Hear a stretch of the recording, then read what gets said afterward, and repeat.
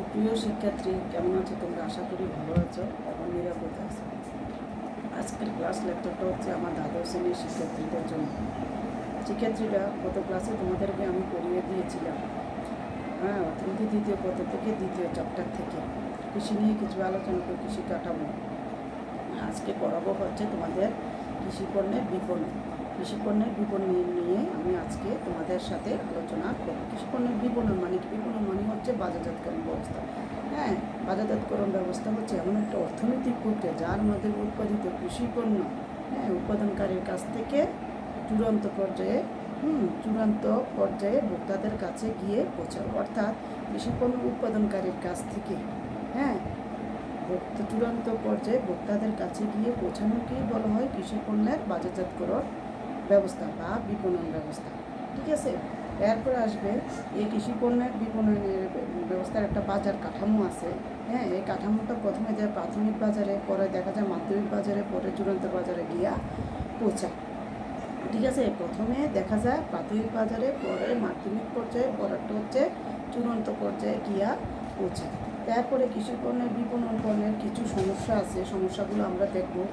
কৃষি পণ্য বিপণনের সমস্যা: পণ্যের নিম্নমান এবং পণ্যের শ্রেণীবিভাগ নমুনাকরণের অভাব। ঠিক আছে, দ্বিতীয়টা হচ্ছে কৃষকের দরিদ্রতা, তৃতীয়টা হচ্ছে মধ্যবর্তী ব্যবসায়ীদের অস্তিত্ব, অনুন্নত পরিবহন ব্যবস্থা, কৃষিপণ্য বাজার সম্পর্কে অজ্ঞতা। ঠিক আছে, গুদামজাতকরণ বা সংরক্ষণের অসুবিধা, পরিবহনের অসুবিধা, অপ্রতুল বাজারের সুবিধা। ঠিক আছে, তাইলে এগুলো হচ্ছে আমাদের কৃষি বিপণন পণ্যের কিছু অসুবিধা। আবারও বলতেছি যে পণ্যের নিম্নমান, পণ্যের শ্রেণীবিভাগ নমুনাকরণের অভাব, কৃষকের দরিদ্রতা, মধ্যবর্তী ব্যবসায়ীদের অস্তিত্ব, অনুন্নত পরিবহন ব্যবস্থা, এরপরে কি বাজার সম্পর্কে ক্রেতাদের অজ্ঞতা, গুদামজাতকরণ সংরক্ষণের অসুবিধা, বিপণন ঋণের অভাব, এরপরে ত্রুটিপূর্ণ ওজন এবং পরিমাণ ব্যবস্থা, অপ্রতুল বাজার ব্যবস্থা। এগুলো হচ্ছে কৃষি বিপণন পণ্যের আমাদের কিছু অসুবিধা। ঠিক আছে, এরপরে আমাদের আসবে এগুলার সমস্যার সমাধানে সরকার কিছু সমাধানের কিছু প্রক্রিয়া দিয়েছে। দেখো, সরকারের কৃষিপণ্য বিপণনের সমস্যার সমাধানে সরকারের অংশগ্রহণের গুরুত্বটা অসীম, অনেক।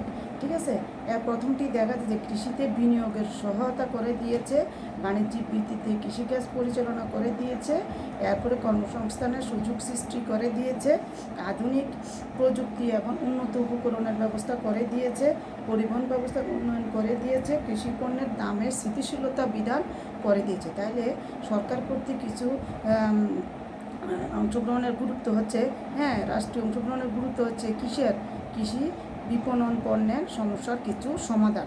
ঠিক আছে, কৃষিতে বিনিয়োগের সহায়তা করে দিয়েছে, বাণিজ্যিক ভিত্তিতে কৃষিকাজ পরিচালনা, আধুনিক প্রযুক্তি ব্যবহার করে দিয়েছে, উন্নত যাতায়াত ব্যবস্থা করে দিয়েছে, এরপরে রয়েছে আধুনিক প্রযুক্তি কর্মসংস্থানের সুযোগ সৃষ্টি করে দিয়েছে এবং কৃষিপণ্যের দামে স্থিতিশীলতা কিছু বিধান করে দিয়েছে। এগুলো হচ্ছে সরকার কর্তৃক রাষ্ট্রীয় কিছু অংশগ্রহণের গুরুত্ব কৃষি সমস্যার, কৃষি বিপণন পণ্যের সমস্যার সমাধান।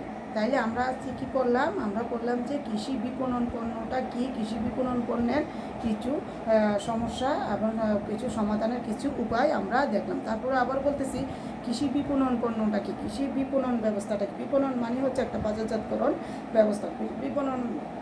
কৃষি পণ্য বিপণন বাজারজাতকরণ ব্যবস্থা হলো এমন একটা অর্থনৈতিক প্রক্রিয়া যেখানে উৎপাদিত কৃষি পণ্য উৎপাদনকারীর কাছ থেকে ভোক্তাদের কাছে চূড়ান্ত পর্যায়ে গিয়ে পৌঁছায়। এই প্রক্রিয়ায় বিভিন্ন কর্মস্থল অতিক্রম করতে হয়।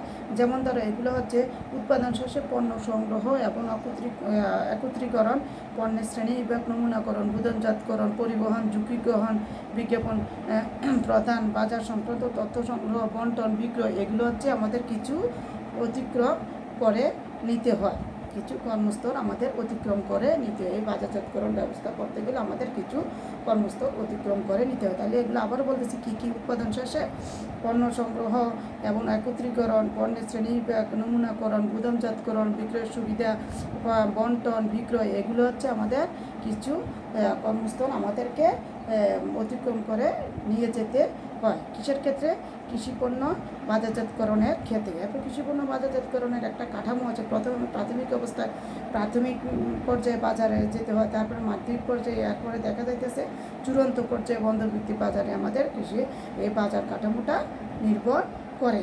এরপরে আমাদের আসবে ধরো কৃষিপণ্য বাজারজাতকরণে কিছু অসুবিধা আছে। হ্যাঁ, বাজারজাত কিছু অসুবিধা আছে, যেমন অসুবিধাগুলোর মধ্যে তো পণ্য কিছুটা নিম্নমান হবে, পণ্যের শ্রেণীবিভাগ এবং নমুনাকরণের অভাব থাকতে পারে, কৃষকের দরিদ্রতা থাকতে পারে, পরিবহন ও যোগাযোগ ব্যবস্থার অসুবিধাজনিত থাকতে পারে। হ্যাঁ, মধ্যবর্তী ব্যবসায়ীদের অস্তিত্ব থাকতে পারে। এরপরে দেখবে গুদামজাত সংরক্ষণের অসুবিধা থাকতে পারে, দামের উত্থান পতন থাকতে পারে, ত্রুটিপূর্ণ ওজন পরিবহন ব্যবস্থা এগুলা কি থাকতে পারে।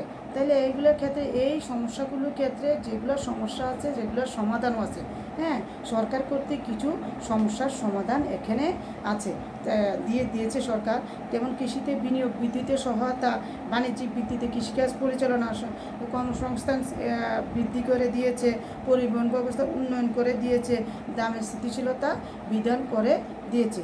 তাইলে আমার এগুলো হচ্ছে কৃষি বিপণন পণ্যের সমস্যার সমাধানে সরকারের অংশগ্রহণের গুরুত্বগুলা। ঠিক আছে?